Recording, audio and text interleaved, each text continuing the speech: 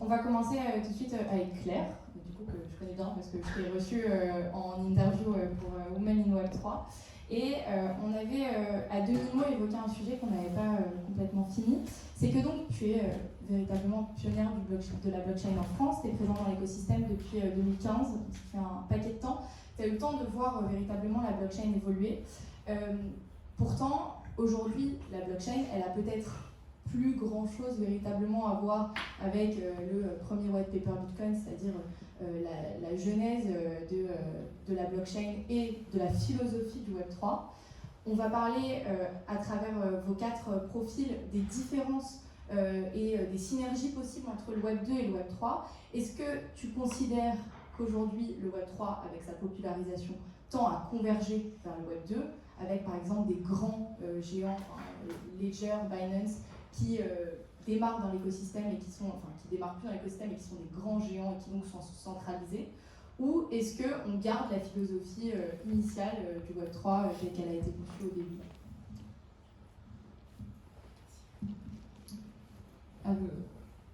Ouais, alors je dirais effectivement que les entreprises qui ont beaucoup grossi, par exemple, ont tendance à s'adapter à de la centralisation et à tendre vers le Web 2 plutôt que vers ce qu'on appelle aujourd'hui le Web 3. Alors déjà en 2015, on ne parlait même pas de Web 3. Et en 2015, l'écosystème était vraiment tout petit. Il y avait quelques entreprises qui existaient déjà, mais tu vois, Binance n'existait même pas en 2015. Donc les exchanges qui existaient, bon, ils étaient centralisés, mais si tu veux, comme ils étaient tout petits, philosophiquement, ça posait pas forcément beaucoup de problèmes. Alors qu'aujourd'hui, on arrive vers des entreprises qui sont cotées en bourse, qui sont devenues énormes et donc qui, quelque part, reprennent des acquis du Web 2 pour les appliquer au Web 3. Et donc je comprends que philosophiquement ce soit gênant, mais honnêtement, on s'y attendait un petit peu quand on regardait comment ça se passait dès 2015-2016. On voyait les choses arriver. Moi, j'ai l'impression qu'aujourd'hui, on s'oriente vers une forme de scission entre le Web 2 et le Web 3, mais qu'effectivement, la crypto elle-même va être dans le Web 2 et dans le Web 3. C'est-à-dire que tu vas avoir un écosystème Web 2 avec des Coinbase, Binance ou autres qui vont être relativement centralisés, centralisateurs, et qui vont potentiellement continuer à être toujours très gros. Et un écosystème Web 3 où je vois mal, en tout cas aujourd'hui, des acteurs devenir énormes. En tout cas, c'est pas encore arrivé, alors j'espère me tromper. Mais je pense qu'on est sur un écosystème qui est un peu plus pirate, qui est moins régulé aussi. Et en tout cas, quand je vois la réglementation telle qu'elle se fait, la réglementation, elle vise plutôt à pousser les gens vers des intermédiaires, et donc elle vise à créer des sortes d'effets de seuil, où en fait, dès que tu dépasses un seuil, tu te retrouves à être obligé presque d'être centralisé. Et quand tu es en dessous de ce seuil, tu peux te permettre d'avoir des DAO et des écosystèmes complètement décentralisés. Donc pour moi, on a une forme de dualité et qui, à mon avis, a vocation à perdurer encore un moment.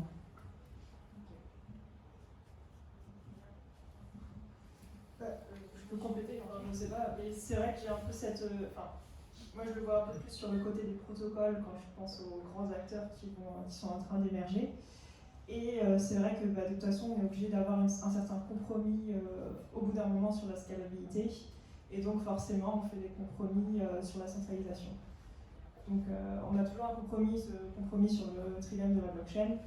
Et donc on est obligé de jouer soit sur la décentralisation, sur la sécurité. Généralement, c'est pas trop le choix qui est fait sur la sécurité ou sur la scalabilité. Donc c'est exactement ce qu'on rejoint entre le nombre de transactions ou la décentralisation. Compléter plus sur la partie technique. Je pense maintenant vous avez reconnu. Bon, c'est bon, on vous connaît. Mais alors, dans ce cas-là, est-ce qu'on peut considérer que le terme Web3, qui est censé faire appel à une technologie de rupture, quand on dit Web3, le terme a été créé en rupture avec le terme Web2. Est-ce qu'il a été donc bien choisi? Ou est-ce qu'au final, le fait qu'il y ait un dualisme Web2, Web3 chez certaines grosses entreprises, ça rend quasiment invalide le terme de Web3? Est-ce qu'il est encore bien adapté? Je ne sais pas qui veut répondre en premier. En fait, alors moi je trouve que c'est un terme très marketing, Web3. Et finalement, ce dont on parle quand on dit Web3, c'est de la capacité à posséder de la valeur sur Internet.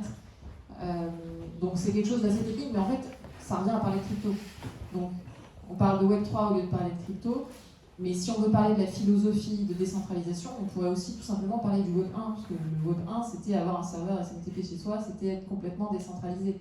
Donc, mais bon, on ne peut pas dire on va revenir au Web 1 avec de la crypto, donc on préfère dire Web 3, ça fait un peu conceptuel, marketing, c'est sympa.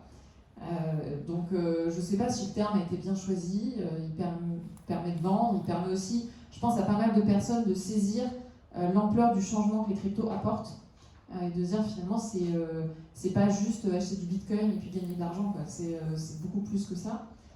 Donc ça reste intéressant conceptuellement pour de l'acculturation, pour former des gens. Après, est-ce que ça a été bien choisi? Je ne sais pas qui l'a choisi d'ailleurs, je ne sais pas trop comment ça s'est répandu, mais moi, c'est pas un terme que j'utilise beaucoup, j'utilise quand on me demande, mais moi je parle principalement de crypto avant de parler de Web3. Alors moi, je veux bien ajouter quelque chose. C'est vrai que du coup, je suis d'accord avec toi sur le terme Web3 qui est très marketing. C'est vrai que récemment, j'ai vu des boîtes parler de Web 2.5, qui est vraiment en fait toutes ces boîtes qui essayent de faire un peu un bridge entre le Web 2 et le Web 3 qui s'appelle du coup les Web 2.5. Donc voilà, donc je pense qu'il y aura d'autres termes à venir.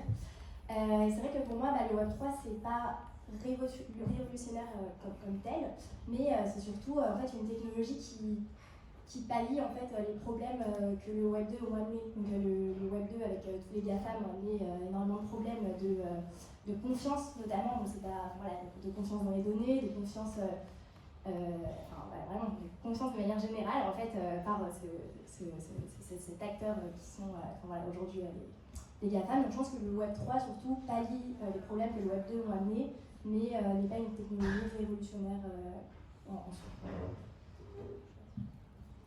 Dans la même perspective, généralement je visualise la blockchain aussi comme un recours à plusieurs types de technologies ensemble et par exemple pour répondre à certaines problématiques de performance, parfois on a besoin de recourir aussi des bases de données et par exemple chez un protocole que j'ai bien en tête, ils vont juste faire un benchmark, on va dire, pour par exemple stocker certains hash de certains résultats de fonctions. Et ils vont se dire, bon, actuellement, les bases de données actuelles qui sont développées, c'est pas la folie par rapport à notre problématique de stockage de hash. Ok, qu'est-ce qu'on fait? On en invente une nouvelle. Donc en fait, il n'y a pas vraiment cette rupture, mais plus une idée de défier les challenges technologiques actuels. Et si je peux rajouter juste un petit détail, je pense que moi qui suis entrée dans l'écosystème il n'y a pas si longtemps que ça, Web3 c'est un peu un mot fourre-tout, mais un mot nécessaire pour identifier pas mal de grands concepts, grands principes. La blockchain c'est un peu inaccessible pour pas mal de gens. La crypto c'est aussi, ça peut être un peu flou. Par contre le Web3 c'est quelque chose qu'on arrive à identifier simplement en opposition du coup avec le Web2. Et c'est une des raisons pour laquelle je pense que ça facilite, on va dire, l'adoption de plus de nouvelles personnes qui se disent ok je rejoins Web3 et pas forcément j'utilise la blockchain, j'utilise des cryptos. Donc je pense que c'est plutôt pas mal pour rendre ce concept un peu plus accessible à plus de gens qui sont pas forcément dans le milieu ou qui s'y connaissent pas forcément. Donc, ouais. Et pour ajouter, je sais pas si je me trompe, mais c'est vrai que pour moi le Web 2 et le Web 1 c'est quelque chose qui a été inventé avec le Web 3. En fait avant qu'il y ait tout le concept marketing autour du Web 3, personne ne parlait de Web 1 et de Web 2, quoi. Donc la différence entre Skyblog et Facebook. Donc du coup c'est vrai que ce terme Web 3 a permis aussi d'introduire de nouveaux concepts dans lesquels on ne faisait aucune différence, quoi. J'aimerais à présent qu'on parle avec Léa du coup de cybersécurité. C'est vrai que sur le Web3, on voit que parfois c'est un terme qui fait débat et certaines personnes, dans une démarche peut-être un peu parfois fourre-tout, comme tu l'as évoqué Wafa, veulent utiliser la blockchain pour assurer la cybersécurité des infrastructures des entreprises classiques. Est-ce que tu trouves que finalement la somme des pour et des contre et la balance est plutôt positive ou est-ce qu'en réalité c'est comme en bull run quand on utilise la blockchain pour tout et pour rien?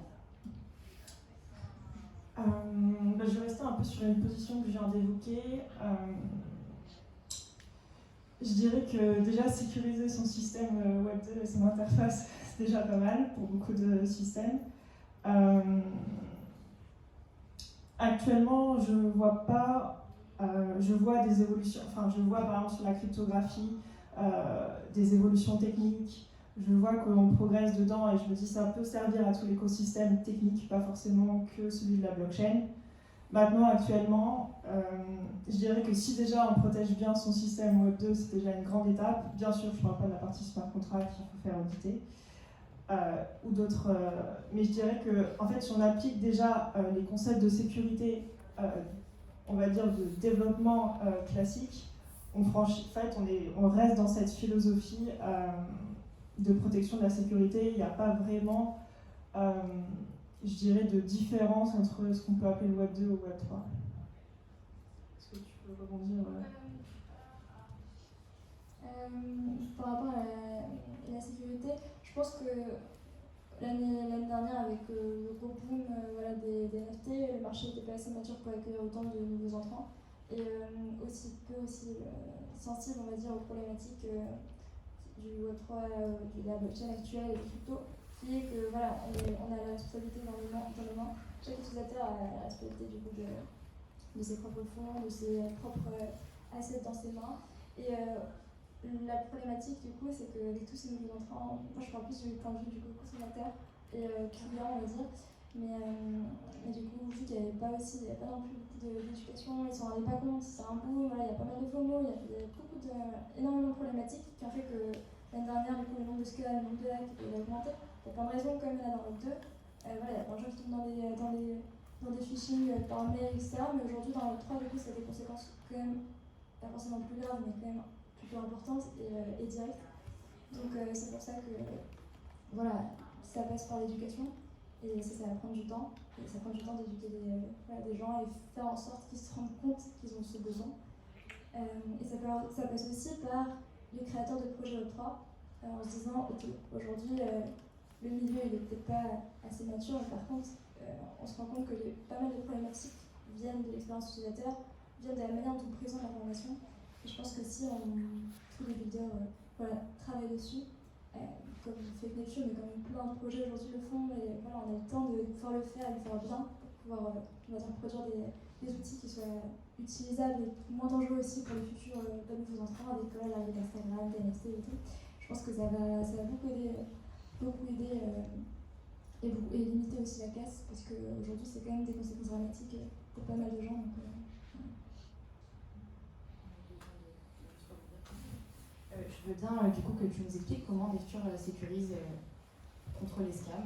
Juste, les scams sont les arnaques pour les anglophones. Parce qu'il y a plein de mots, FOMO aussi, c'est le fait de se jeter sur First Arrived, se jeter sur quelque chose qui arrive. Je crois qu'il y a d'autres termes qu'on n'a pas vraiment définis, mais je vous demande pour la suite, s'il vous plaît, de définir les termes anglophones. Ça nous aidera. C'est vrai que j'aurais pu présenter les futurs escroqués, mais en gros, c'est plutôt simple. On a bien vu qu'il y avait, du coup, on a identifié les problématiques, c'est un manque de compréhension de la blockchain, un manque de compréhension des transactions. Aujourd'hui, on fait tous des transactions quand on a un wallet. On a tous un wallet, c'est super simple de créer, par contre, utiliser comment il fonctionne, c'est pas forcément accessible à tous. Du coup, il y a pas mal de scams, d'arnaques et de hacks qui proviennent du coup à cause des wallets qui sont pas forcément sympas quand ils présentent la transaction, voilà, c'est des termes pas forcément accessibles à tous. Du coup, nous, on a décidé de créer un outil de sécurisation des transactions sur la blockchain. C'est plutôt simple, c'est une sorte d'extension à votre wallet, vous connectez à votre wallet. C'est un réseau sécurisé.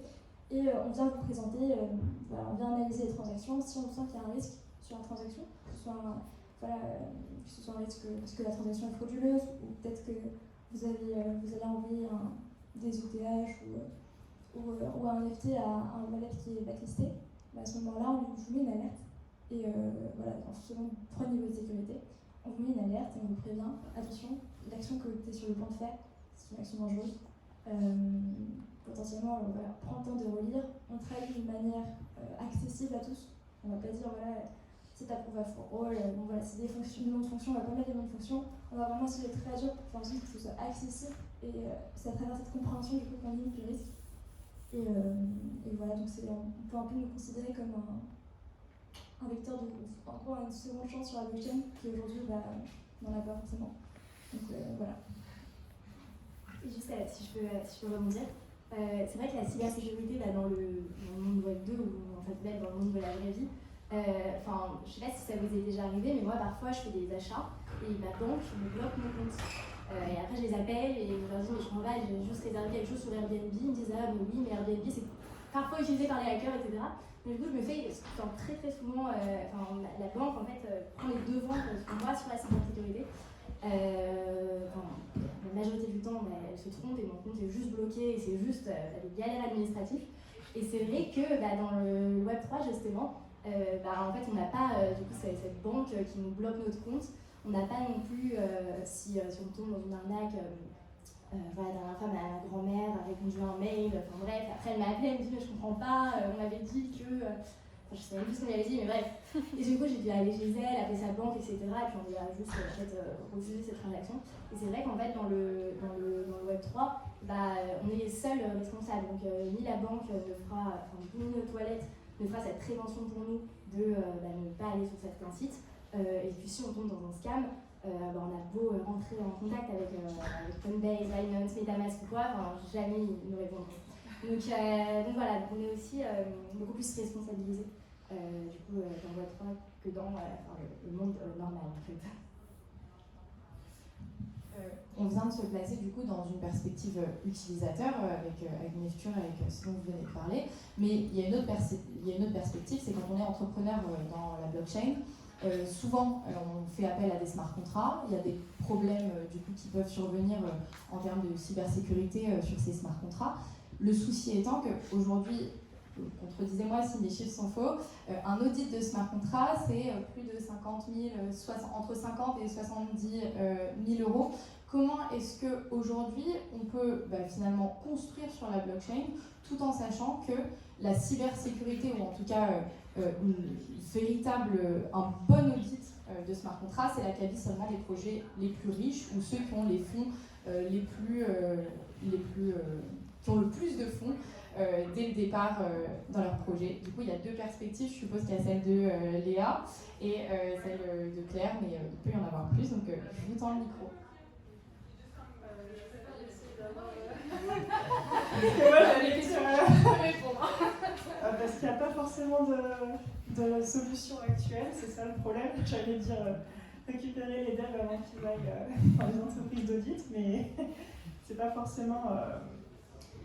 j'ai envie de dire, à part former plus de monde à l'écriture de smart contracts ou à du bon code, j'ai pas vraiment de solution, à part d'étendre la gamme de marché des devs. Et je parle pour ma parole, donc...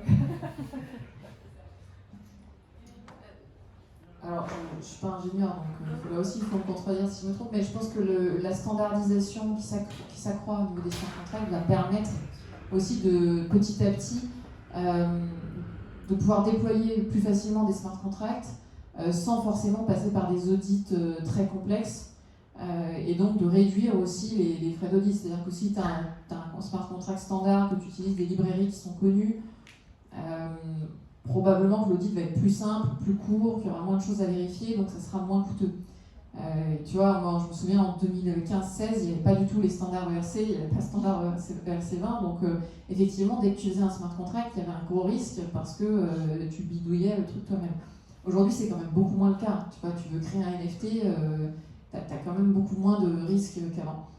Donc je pense qu'on s'oriente vers une réduction du risque là-dessus et j'espère que la pénurie de développeurs, notamment sur les sujets cybersécurité, va se réduire et qu'on va arriver à des coûts qui vont être réduits là aussi. Mais ceci dit, moi je trouve pas ça anormal que quand tu as un smart contract qui gère des centaines de millions, tu dois payer un audit à 50 000.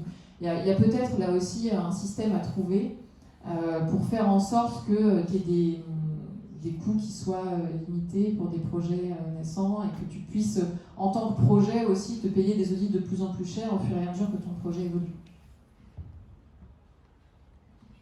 Après, une des solutions aussi, c'est l'open source. Ça aide quand même pas mal à se faire, on va dire, auditer gratuitement. Aussi, je sais qu'il y a des entreprises qui commencent à mettre des outils en ligne, des protocoles qui réfléchissent directement à mettre des des morceaux de code directement en ligne qui peut correspondre à telle attaque. Donc il y a aussi de la part des gros acteurs et des protocoles qui ont pour vocation aussi à trouver des solutions, parce que c'est leur protocole aussi, c'est leur technologie qui est attaquée à chaque fois qu'il y a un hack derrière, et ça leur fait toujours une mauvaise publicité. Donc eux, forcément, ils doivent participer à la formation des personnes pour écrire le meilleur code possible. Et pour le coup, certaines personnes estiment que la fin des hacks, en tout cas la diminution des hacks, pourrait contribuer à une démocratisation plus rapide de la blockchain, parce qu'aujourd'hui ça contribue à la mauvaise image finalement des cryptos et de la blockchain, les hacks sur les bridges, les hacks sur les smart contracts, etc. Ça suscite des problèmes. Pour vous, quel est le principal frein à une véritable démocratisation de la blockchain? Est-ce que c'est la fin des scams? Est-ce que c'est en tout cas la diminution des scams? Ou est-ce autre chose?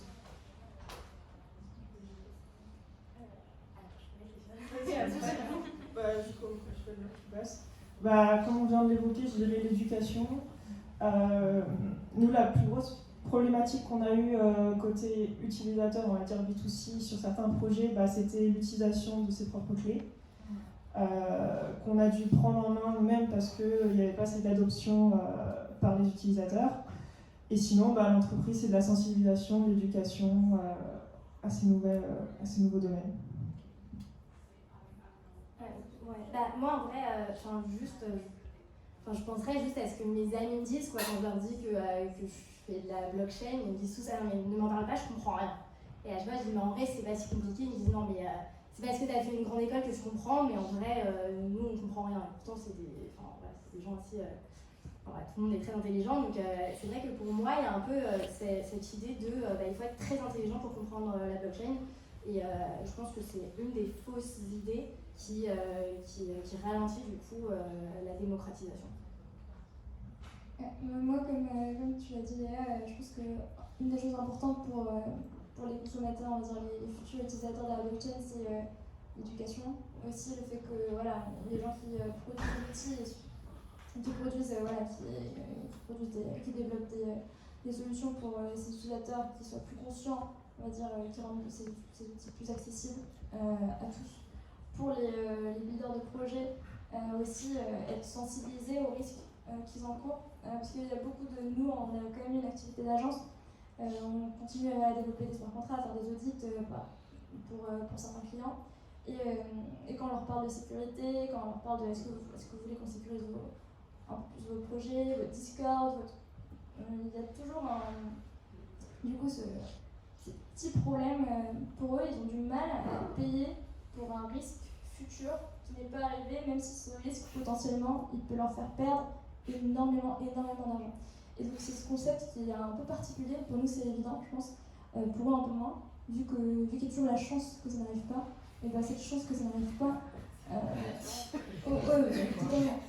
Et du coup, le fait de leur faire comprendre, il y en a beaucoup qui sont quand même bien sensibilisés à ça. Généralement, c'est ceux qui ont été victimes de hacks, de problématiques qui ont perdu de l'argent.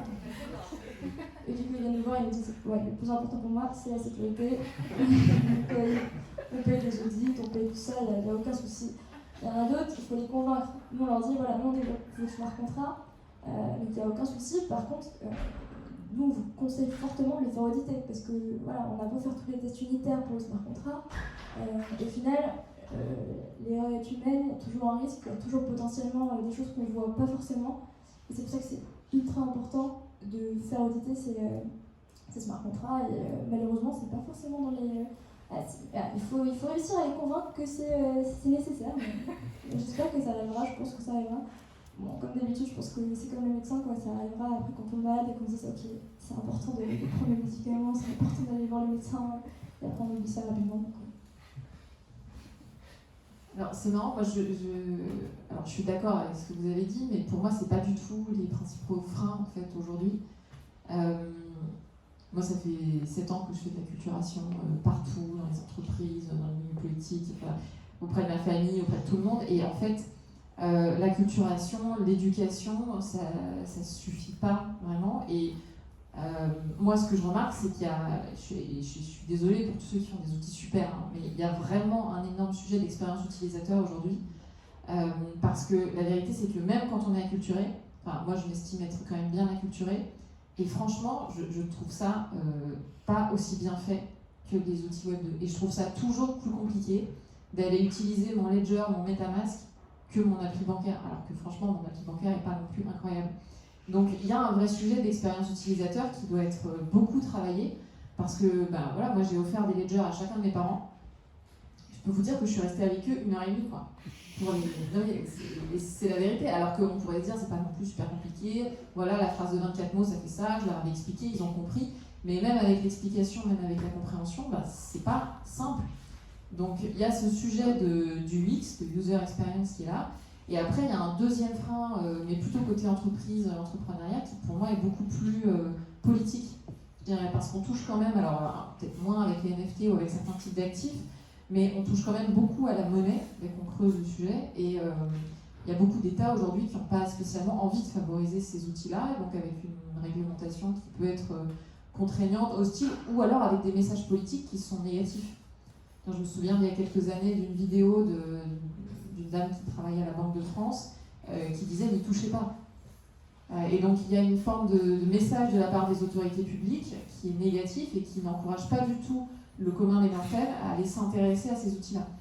Donc pour moi, c'est plutôt ces deux freins, même si, bien sûr que comme avec Internet, il va falloir à un moment donné que les gens s'acculturent et qu'ils puissent être éduqués pour comprendre de quoi on parle. Mais moi, ce que je constate, c'est que l'éducation, c'est nécessaire, mais c'est très très loin d'être suffisant en fait.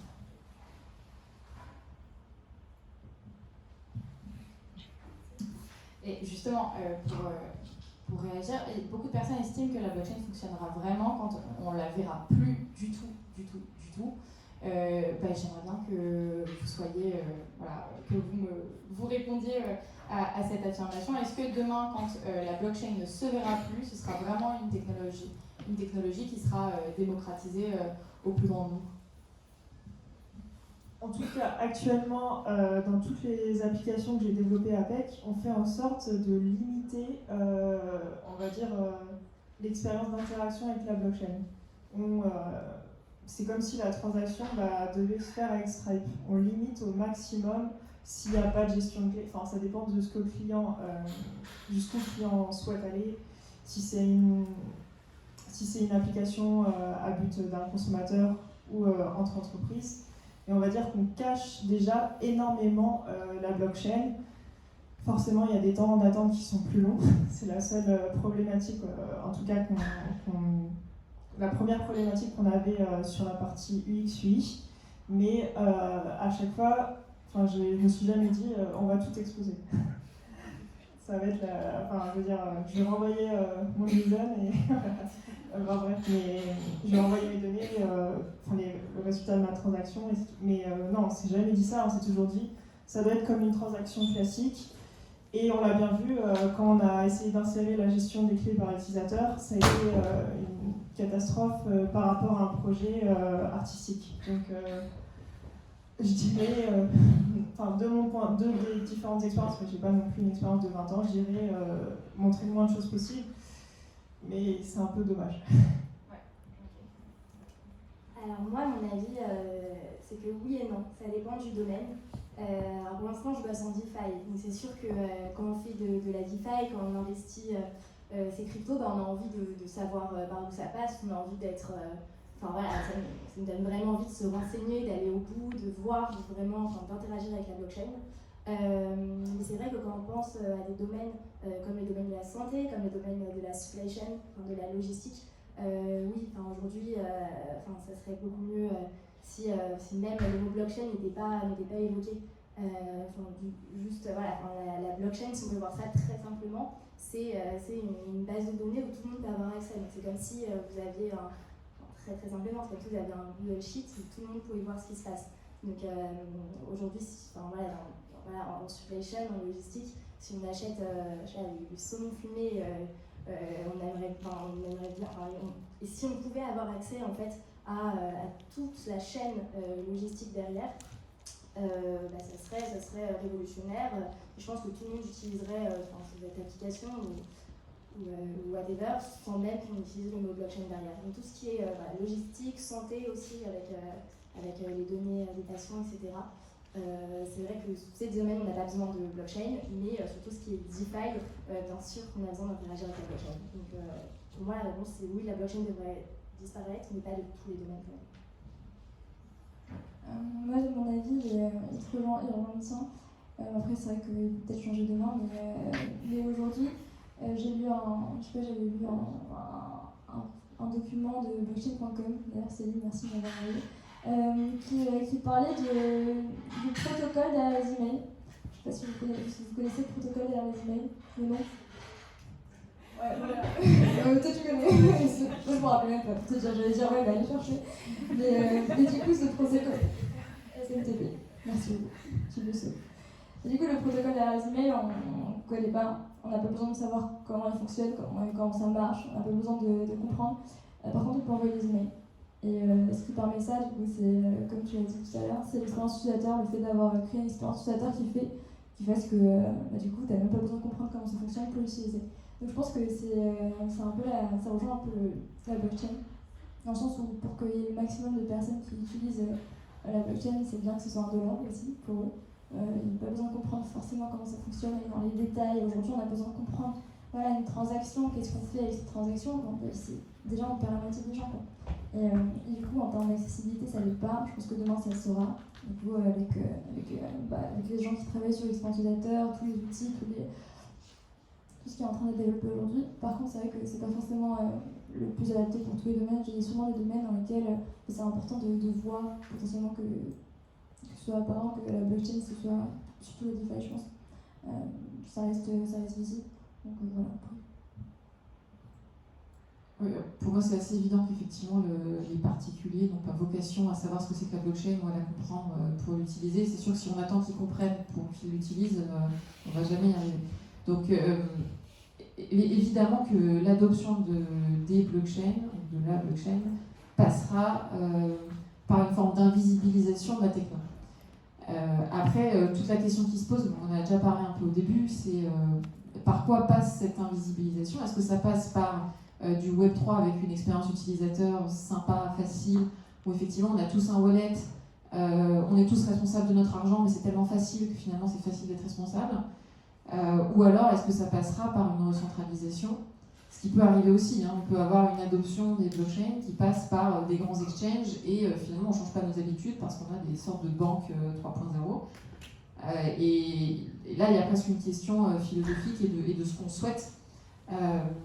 Est-ce que finalement ça serait pas, on ne pourrait pas imaginer un monde où les blockchains ne sont pas complètement adoptés, mais c'est peut-être pas très grave, ça reste un système alternatif qui est là aussi pour proposer une alternative à la nécessité d'avoir recours à des intermédiaires. Et ça, c'est tout à fait possible. Alors, c'est notamment un discours qui est porté par certains bitcoiners de dire on n'a pas forcément vocation à être une monnaie qui soit utilisée partout, par tout le monde, mais on a vocation à proposer quelque chose de différent et d'alternatif par rapport au système monétaire mondial. On pourrait très bien imaginer la même chose sur la DeFi ou sur les NFT ou sur quelque chose en se disant c'est pas si grave si tout le monde ne l'a pas adopté, tant que c'est là et qu'il y a une valeur ajoutée par rapport au système existant. C'est pas pratique ce jeu de micro parce que je voulais parler juste après, mais bon, maintenant on m'a un peu coupé l'air sur le pied. Si c'est hyper centralisé, quel est l'intérêt du coup ? Je te repasse le micro parce que la philosophie de la blockchain derrière, en tout cas telle qu'elle a été conçue au tout début de la blockchain, c'était la disparition des tiers. Les entreprises traditionnelles, il y a une systématisation du recours aux tiers. On veut s'en éloigner. Aujourd'hui, la démocratisation du Web3, elle semble passer par une recentralisation. Alors, dans ce cas-là, quel est l'intérêt de la blockchain si elle passe par une recentralisation ?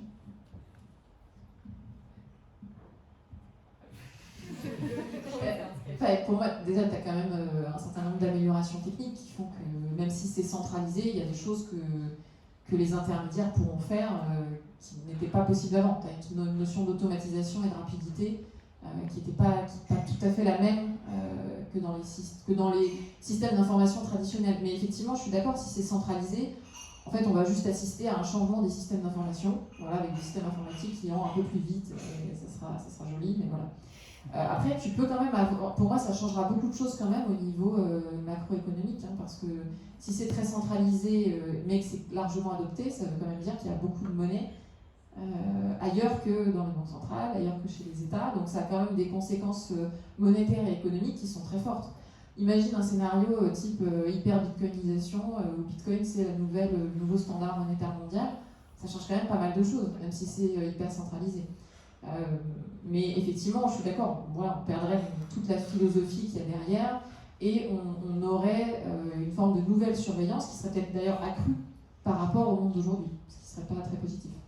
La blockchain est plus traçable que les transactions traditionnelles. Alors juste, si je peux ajouter quelque chose, c'est vrai que pour moi, l'hypercentralisation, c'est juste entre guillemets déplacer le problème. Que nos fonds soient à la BNP ou que nos fonds soient chez Binance, en soi, voilà, on a juste déplacé le problème, on a juste changé de fond, mais c'est vrai que toutes les problématiques qu'on veut résolver avec la blockchain, qui sont en fait juste le manque de confiance, finalement, voilà, le problème est juste déplacé du manque de confiance en la banque traditionnelle à mon manque de confiance à ma banque centralisée. C'est aussi pour ça que beaucoup de personnes appellent de leur vœu la non-recentralisation de la blockchain et préfèrent une blockchain non démocratisée et non populaire, ou en tout cas à l'état actuel, plutôt que l'émergence de grands groupes et une recentralisation. On va quasiment finir le débat le panel avec une dernière question. Si vous êtes ici, c'est que vous croyez vraisemblablement à la technologie blockchain. En fait, on dit non, mince, comment vais-je faire? C'est que... Bon, en tout cas, faites semblant. C'est que vous croyez quand même un petit peu à la blockchain. Qu'est-ce qui vous convainc vraiment? Qu'est-ce qui vous a poussé finalement à quitter vos entreprises traditionnelles ou vos emplois traditionnels pour venir vous déplacer et travailler dans ce secteur-là? Pour être honnête, c'était d'abord le challenge technique, l'ambiance, qui m'a poussé à rejoindre la blockchain. Bien sûr, j'étais, convaincue par le concept technologique, mais j'ai eu beaucoup, quand j'ai commencé, j'ai vu beaucoup de projets qui étaient juste d'époque, qui n'étaient jamais mis en prod, et donc ça m'a un peu honnêtement dégoûté, la blockchain au début. Proof of concept, des sortes de, on va dire, un premier test d'une application, un premier lancement, mais en version réduite, d'une application où on teste le concept pour des utilisateurs. Et sauf que c'était des applications en fait, qui n'étaient jamais mises en... On le faisait une démo pour un client, mais c'était jamais mis en prod, on va dire, même au sein de grands groupes qui avaient encore certains budgets. Et donc ça m'a un peu contrarié. Là, on a eu quand même un énorme effet grâce au NFT qui a permis quand même de démocratiser, de relancer l'écosystème. Et donc heureusement, et aussi l'émergence d'autres protocoles qu'il n'y avait pas quand j'ai commencé. Donc en fait, c'est cette dynamique, ce challenge, en plus de la philosophie initiale. Voilà. Donc oui, j'y crois. Maintenant, comme on l'a dit, en espérant que ça se recentralise pas. Ok. Alors moi, du coup, je viens d'un monde, avant j'étais dans l'intelligence artificielle, où l'algorithme fait un peu sa loi. Et c'est vrai que passer à un monde où en fait les lois l'algorithme est la loi en fait, et non l'algorithme fait sa loi, ça a un peu été tout le changement. Le fait que en fait, toutes les règles sont régies par un code et que ce code est open source et en fait n'importe qui peut vérifier ces règles. Je pense que ça a été chez moi quelque chose qui m'a vraiment captivée venant d'un background assez informatique. Du coup, j'ai trouvé ça révolutionnaire. Donc c'est vrai que c'est vraiment ce concept qui a fait un tilt chez moi.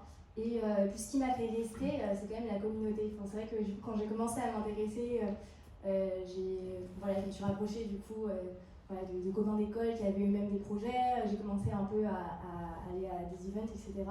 Donc c'est vrai qu'après, pour moi, m'éloigner de cette communauté, m'éloigner de cette communauté, je me disais que c'était dommage parce qu'il y avait une vraie communauté de curieux, de créatifs, de gens très ambitieux qui avaient toujours les idées plein à la tête. Donc voilà. Donc ce qui m'a fait rester, c'est la communauté, et ce qui m'a fait tilt, c'est l'algorithme. Nico, moi je pense que ce qui m'a le plus marqué, alors j'ai pas de background technique et je suis arrivée il y a pas longtemps, mais je pense que c'est un point de vue intéressant aussi, potentiellement, si je veux dire. Mais en gros, ce qui m'a vraiment marqué, c'était la liberté qu'offrait la blockchain.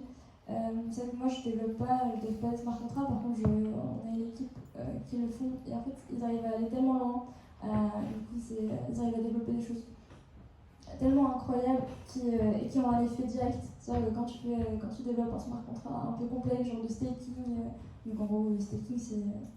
Je les ai traumatisés. Bon, je vais peut-être pas expliquer, mais en gros, le staking, c'est quand voilà, en gros, vous déposez votre NFT sur une plateforme et ça vous permet de. En gros, le nombre de jours, par exemple, si vous le laissez 3 jours sur la plateforme, vous allez gagner par exemple potentiellement chaque jour une sorte de petit reward, une petite récompense et après vous pouvez le déstaker. En tout cas, c'est plutôt un concept sympa. Bon, peu importe, je me suis perdue. La liberté que ça offrait. Et donc, voilà, surtout, la communauté, c'est que nous, moi, je suis arrivée dans la blockchain, dans les cryptos avec les NFT. Et c'est quand même un monde plutôt fun, sympa. Alors, il y a ses dangers, il y a ses excès. Mais au final, c'est un monde incroyable et c'est là où j'ai rencontré, du coup, ce qui m'a permis de rencontrer mes associés. Donc, c'est un peu personnel aussi. Mais du coup, c'est ça qui fait que je suis attachée au milieu.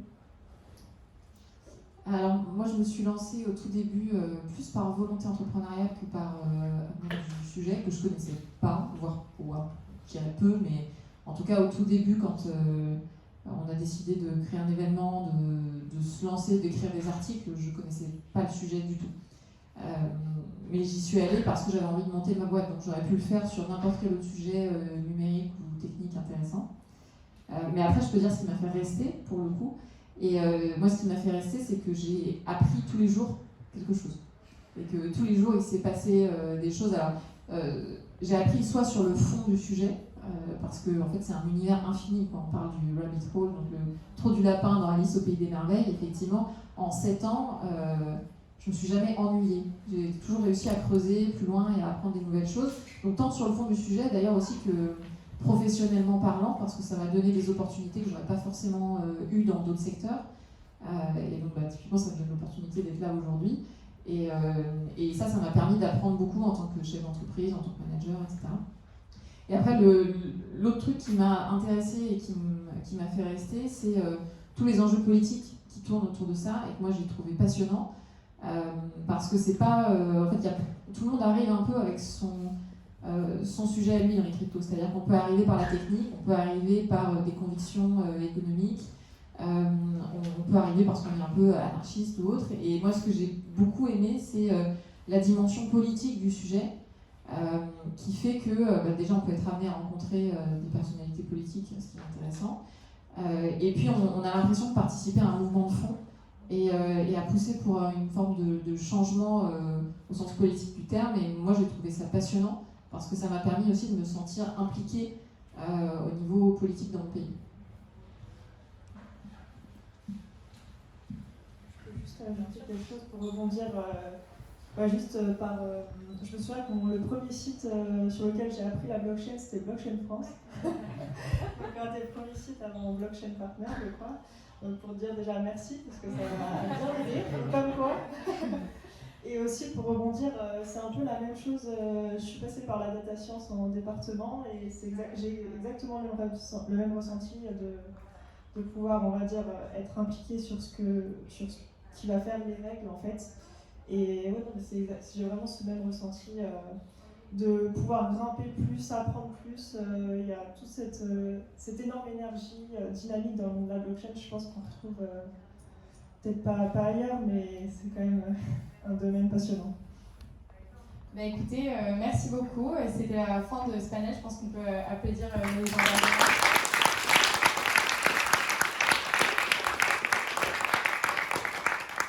Et si vous avez des questions, du coup, il va y avoir un apéro. Et donc, vous pourrez venir leur poser vos questions si vous voulez réagir ou si vous avez des questions tout simplement. Je peux faire prendre le micro.